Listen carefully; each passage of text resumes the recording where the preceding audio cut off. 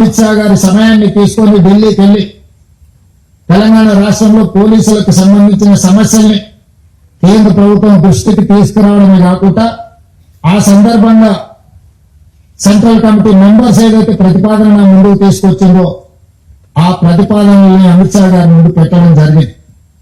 వారితో చర్చల సారాంశం ఆయుధాలు ప్రభుత్వ యంత్రాంగము ప్రభుత్వం నిర్దేశించిన అధికారుల చేతుల్లోనే ఆయుధాలు ఉండాలి శాంతి భద్రతలను కాపాడడానికి, కానీ ప్రజలు ఎవరు కూడా ఆయుధాలు పట్టుకొని తిరగడానికి వీలు లేదు. ఆయుధాలతో సహా ఎవరు లొంగిపోయినా తెలంగాణ రాష్ట్ర ప్రభుత్వం వాళ్ళకు పునరావాసం కల్పించడానికి కేంద్ర ప్రభుత్వానికి ఎలాంటి అభ్యంతరం లేదు. ఎవరు సరెండర్ అయినా వాళ్ళ ప్రాణాలకు వాళ్ళ మెరుగైన జీవన విధానానికి మీరు హామీ ఇవ్వండి అని చెప్పి అమిత్ షా గారు నాకు సూచన చేయడం జరిగింది.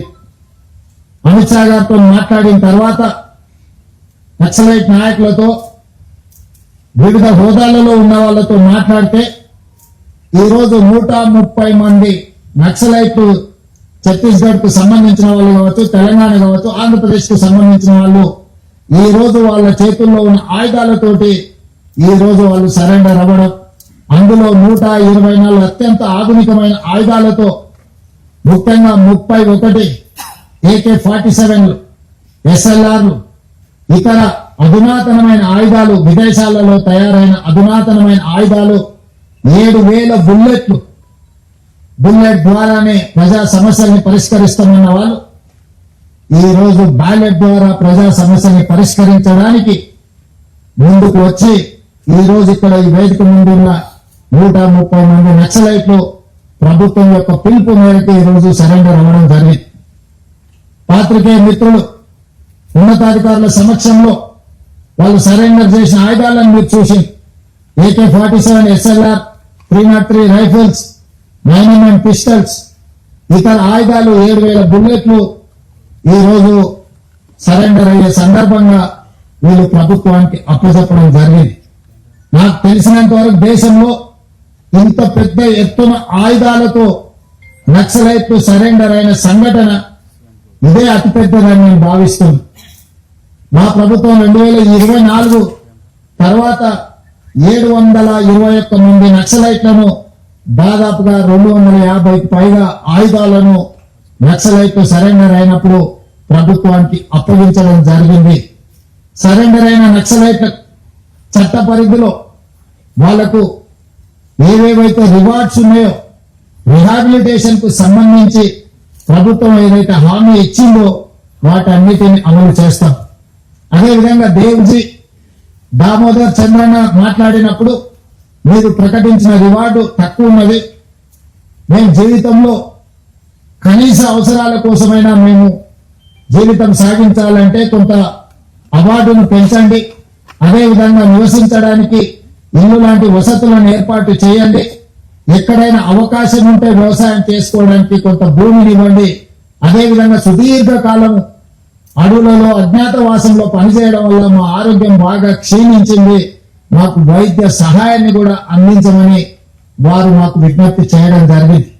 అందుకే ఈనాడు తెలంగాణ రాష్ట్ర ప్రభుత్వం తరఫున లొంగిపోయిన నక్సలైట్ల యొక్క ఆరోగ్యానికి ఒక ఆరోగ్య భద్రత కార్డు వాళ్ళకు ప్రత్యేకంగా ఇవ్వడమే కాకుండా మిమ్స్ లాంటి ఆసుపత్రిలో వాళ్ళకి పూర్తి స్థాయిలో వైద్యాన్ని అందించి వాళ్ళకు మెరుగైన వైద్యాన్ని అందించే బాధ్యత తెలంగాణ రాష్ట్ర ప్రభుత్వం తీసుకుంటుంది అని చెప్పి ఈ రోజు నేను తెలియజేస్తున్నా. అదేవిధంగా రివార్డు విషయంలో కూడా సెంట్రల్ కమిటీ కానీ, స్టేట్ కమిటీ కానీ, దళ కమాండర్లు కానీ, లేకపోతే వివిధ హోదాలలో ఉన్న వాళ్ళని కూడా వాళ్ళ యొక్క హోదాలను బట్టి ప్రభుత్వం కొంత ఉదారంగానే వ్యవహరించి వాళ్లకు మంచి ఆర్థిక సహాయాన్ని కూడా అందించడానికి తొందరలోనే డీజీపీ గారిని, చీఫ్ సెక్రటరీ గారిని, ఇతర అధికారులతో 1993లోనే ఆనాటి ఉమ్మడి ఆంధ్రప్రదేశ్ లో నక్సలైట్ల యొక్క రిహాబిలిటేషన్ కోసం ప్రత్యేకమైన ప్యాకేజీని ప్రకటించడం జరిగింది. అందుకే ఈ రోజు దాదాపు 30 సంవత్సరాలలో వివిధ సందర్భాలలో వాళ్ళకి ఇచ్చిన నగదు గాని ఇతర వసతులను ఇంకా మెరుగ్గా వాళ్ళకి అందించేటట్టు ఈరోజు చీఫ్ సెక్రటరీ, డీజీపీ గారు ఇతర అధికారులతో మాట్లాడి నగదును కూడా పెంచే ప్రయత్నం చేస్తాం. తెలంగాణలో ఉన్న అందరికీ ఇందిరమ్మ ఇల్లు కేటాయించడమే కాకుండా ఎక్కడైనా వాళ్ళకి ఇల్లు కట్టుకోవడానికి స్థలం లేకపోతే వాళ్ళ సొంత గ్రామాలలో ఇంటి స్థలాన్ని కూడా రాష్ట్ర ప్రభుత్వం కేటాయించి వాళ్ళు ఇల్లు కట్టుకోవడానికి కూడా రాష్ట్ర ప్రభుత్వము వాళ్లకు సహకారాన్ని అందిస్తుంది. భూమి విషయంలో కొంచెం గ్రామాలలో ఈరోజు భూములు అందుబాటులో లేవు కాబట్టి భూ కేటాయింపు విషయంలో నేను ఇప్పుడు ఎలాంటి మాట చెప్పలేను.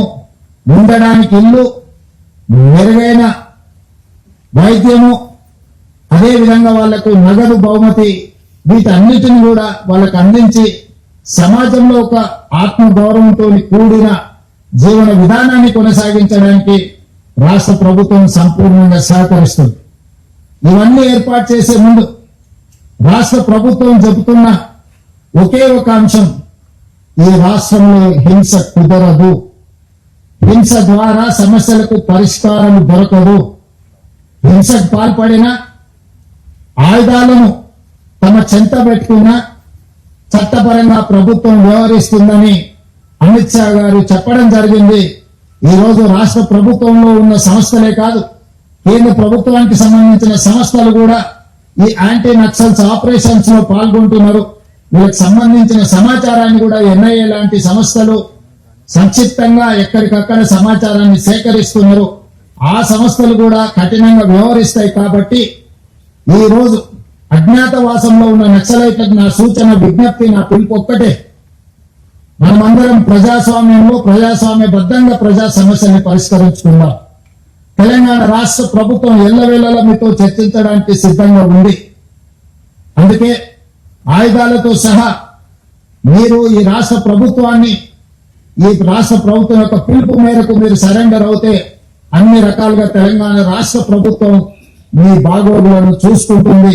కేంద్ర ప్రభుత్వానికి కూడా నేను విజ్ఞప్తి చేసిన, అమిత్ షా గారు కూడా తెలంగాణ రాష్ట్ర ప్రభుత్వానికి స్వేచ్ఛ ఇచ్చిందో, ఆరోగ్యం విషయంలో, ఆర్థిక వెసులుబాటు విషయంలో, నివసించడానికి ఇంటి స్థలము, ఇల్లు నిర్మాణానికి ఆర్థిక పరమైన సహాయంలో కూడా మమ్మల్ని స్వేచ్ఛగా ముందుకు వెళ్ళమని అమిత్ షా గారు చెప్పింది మొన్న జరిగిన చర్చల సందర్భంగా.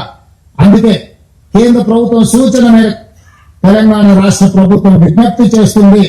ముప్పాలపు లక్ష్మణరావు గారు అలియాస్ గణపతి గారితో సహా, ఎందుకంటే కొండపల్లి సీతారామయ్య గారి తర్వాత నక్సలిజంలో అంత గుర్తింపు, ప్రజల యొక్క గుర్తింపు ఉన్న వ్యక్తి గణపతి గారు. 75 సంవత్సరాల పైగా వారి వయసు ఉండొచ్చు.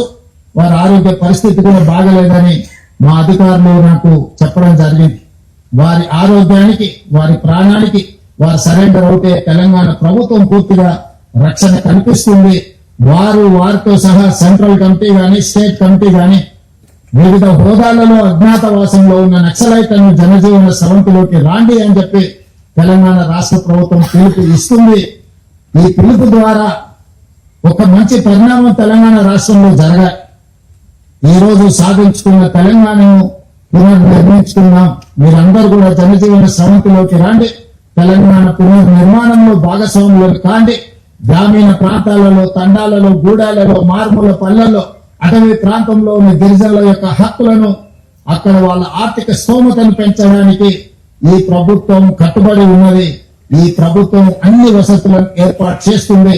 కాబట్టి సరెండర్ కావాల్సిందిగా, ఆయుధాలను చెప్పాల్సిందిగా ప్రభుత్వం ఇచ్చిన పిలుపుతో మీరు ముందుకు వస్తారని మా ప్రభుత్వం ఆశిస్తున్నది. Please subscribe .news.